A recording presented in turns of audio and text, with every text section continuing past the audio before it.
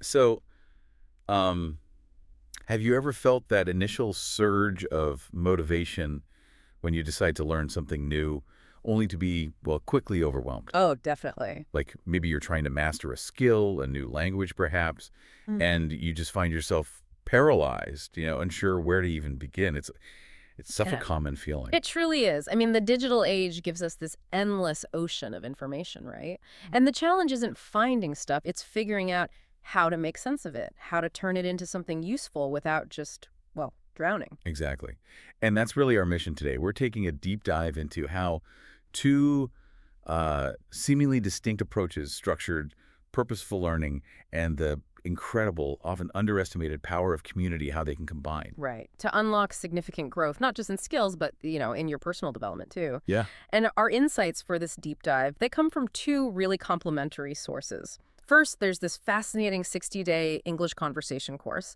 It was developed by Banda University of Agriculture and Technology in India. And second, an incredibly insightful piece from Real Life English. It really digs into the role community plays, specifically in language learning. So we're going to unpack the practical strategies for learning from that, structured side, the academic perspective, Hmm. and then show you how to weave in the profound benefits of connecting with others. The goal is really to illustrate how these ideas link up, how they create a truly powerful learning environment for you. Ready to dig in? Let's do it. Okay, so our first stop is Banda University of Agriculture and Technology, BUAT, in India. Hmm. Picture this.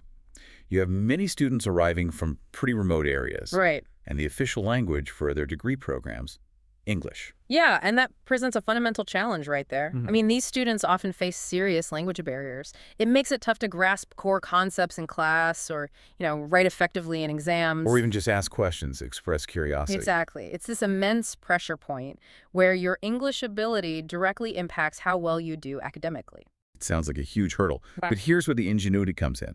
To tackle this head on, the English Club, it's part of the Department of Basic and Social Sciences at the College of Horticulture.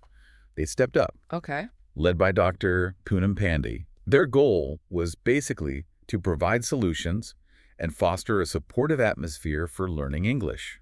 They wanted students to get a strong command of the language, Yeah. but also develop their overall personalities. And their solution was quite innovative. It was a 60 days conversation practice course. Right. Its purpose was super clear. Address those language problems, groom personalities, and crucially, build confidence in speaking. And what this structured approach does so well, I think, is reduce that decision fatigue for the learner. Yeah. It carves out a clear path through what could otherwise be, just chaos. It makes consistent progress feel almost inevitable.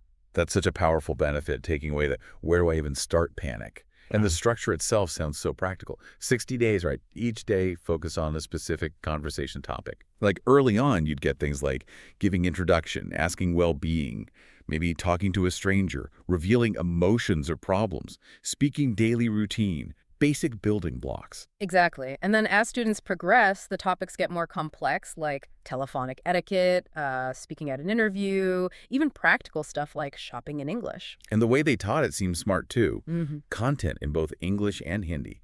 That must have been key for initial understanding.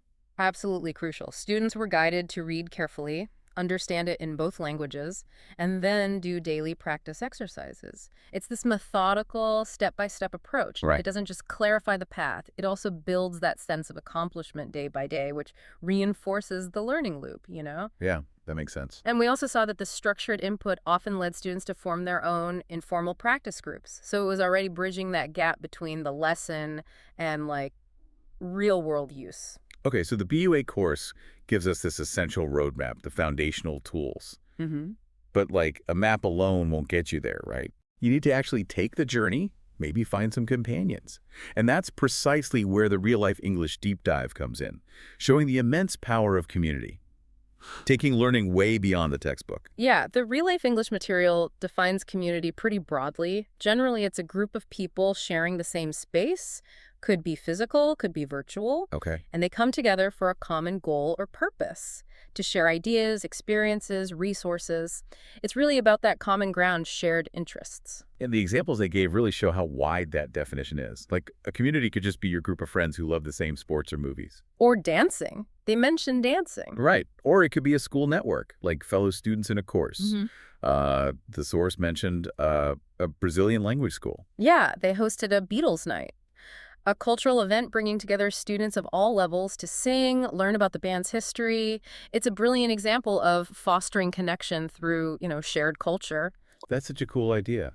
A really clever way to mix learning and socializing. Hmm. Beyond that, they talked about things like meetup events for language exchange, or when you're studying abroad, connecting with other students there. Mm-hmm. Even Real Life English's own events from years back. Teachers and learners just getting together at a bar, practicing English, enjoying each other's company. Very informal. And then there's the huge online world, social media. Absolutely. WhatsApp, Facebook, Telegram groups, Instagram, TikTok, language exchange apps. They highlighted all of these as powerful ways to connect globally. Right. These platforms let you share worldviews. You can even learn about culture just by reading comments on a video sometimes. You gain insights that way. Gaming communities, too. That was a prime example they used. People playing online together, connecting over that shared interest. Yeah, it really shows the diversity of communities. The shared purpose is the potent thing. So as we look at all these examples, the real-life English material keeps pointing to something they call deeper layers. What exactly does that mean? It means there's more to it than meets the eye, basically, like an onion or a multi-layered cake, maybe. There's a richness, a complexity beyond just the surface level of shared interests. Okay. It's about how these shared spaces foster this profound sense of belonging and collaborative growth.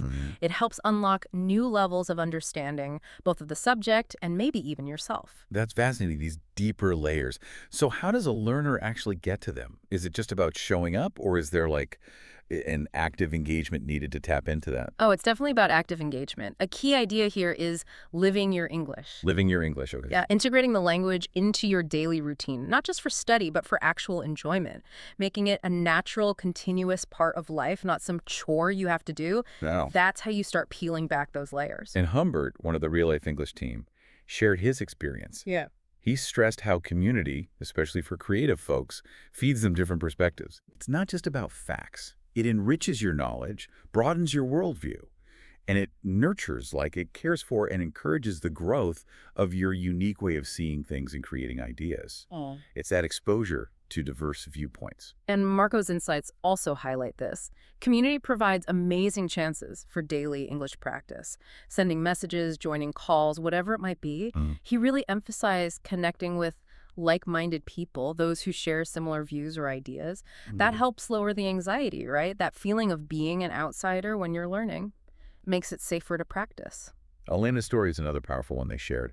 She found community encourages activating English, like deliberately, intentionally practicing. Activating. Meaning, consciously trying to use specific vocabulary you've learned, maybe like phrasal verbs with take that you've been studying. Oh. And she saw her English improve by leaps and bounds, Oh, wow. which, means improving really, really quickly. That's a fantastic example of how that intentional practice, but within a supportive group, just speeds things up. And Elena also connected these benefits to other parts of life. Oh, yeah? Yeah, she mentioned how valuable online communities were when she was starting her family, raising kids, getting support and advice. It's a good reminder that often, you're all in the same boat, and that collective wisdom helps, no matter the topic. It also seems like community helps you challenge things like the status quo, bust some myths. The source talks about asking, who are you upsetting? Right. If you're a pioneer, one of the first to do something differently, you're probably going to disrupt the current way things are, the status quo. Yeah. And challenging that status quo, like the common belief that you absolutely must live abroad to master a language that can lead to real innovation. Okay, I see. While living abroad is incredibly helpful, it's not the only path. The real-life English material shows how community provides a powerful alternative, proving you can reach high proficiency without necessarily uprooting your whole life. And finally, Ksenia, another team member, she had this really powerful message about connecting English to something bigger than yourself. She stressed knowing your why, that core motivation that fuels your learning, gives you the courage to actually interact with people. That makes so much sense. If you connect it to the bigger picture, it's about making English part of your identity, your interests, your future self. Right. It transforms language learning into this experience of building a world beyond borders where people learn, have fun, encourage each other, part of a truly global community. So bringing this all together, what does this mean for you listening right now? Well, if we combine the structured approach from Banda University's course and the community benefits from real life English, you get this amazing synergy. The structured course gives you the what to learn. Yeah, the foundation, vocabulary, sentences, topics, Yeah, the blueprint. exactly. The blueprint. It's clear step by step. And then actively engaging with the community gives you the where and how to live and apply it. It's the space for real interaction, authentic practice. Where you can make mistakes safely, get support. Right, and internalize what you learned. The blueprint comes to life. This combination, systematic input plus authentic supportive interaction in a community, it creates this really powerful synergy. It leads to faster, more confident, and honestly, more enjoyable learning. And this isn't just about language, right? This applies to pretty much any new skill or area of knowledge you want to master. Absolutely. So here's a thought to leave you with. Learning is rarely, if ever, a completely solitary journey. By consciously seeking out and engaging with communities, whether they're formal classes, informal online groups, whatever works for you, you can not only speed up your skill development, but also enrich your life in ways you might not expect. Profound ways even. Building connections, discovering new perspectives. Tapping into those deeper layers in yourself and the world. Exactly. So we've talked a lot about the power of community in learning today. What's your experience? Have you been part of a community? And how has it helped you become a better learner or maybe even just a better person? We genuinely love to hear your story. Share your experience with us. Send us an email. Or if you're watching this somewhere with comments, leave one below. We really thrive on connecting with you, our community.